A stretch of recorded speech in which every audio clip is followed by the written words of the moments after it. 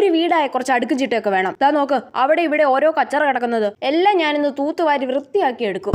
ഓ, ഈ പാത്രം ഒന്നും അമ്മ വൃത്തിക്ക് കഴുകത്തില്ലേ? നോക്കിക്കേ എന്തോരം എണ്ണമെഴുക്ക പാത്രത്തിലുള്ളതെന്ന്. ഇന്ന് ഞാൻ സോപ്പ് കൊണ്ട് ഒരച്ചരച്ച് കഴുകി പാത്രമൊക്കെ വെട്ടി തിളങ്ങുന്ന പോലെ ആക്കും.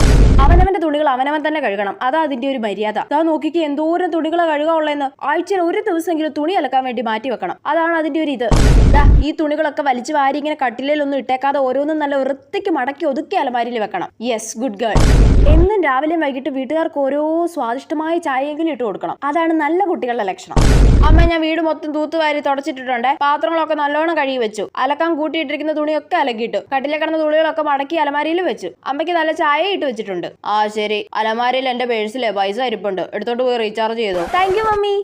എന്റെ പൊന്നോ, ഒന്ന് റീചാർജ് ചെയ്യാൻ എന്തൊക്കെ പണികളായി വീട്ടിൽ ചെയ്തേ. എന്നും ഇതേപോലെ പണികളൊക്കെ ചെയ്യണം കേട്ടോ. പിന്നെ ഇനി എന്റെ പട്ടി ചെയ്യും. ഇനി അടുത്ത റീചാർജിന്റെ സമയത്തേ ഉള്ളൂ പണി ചെയ്യലൊക്കെ.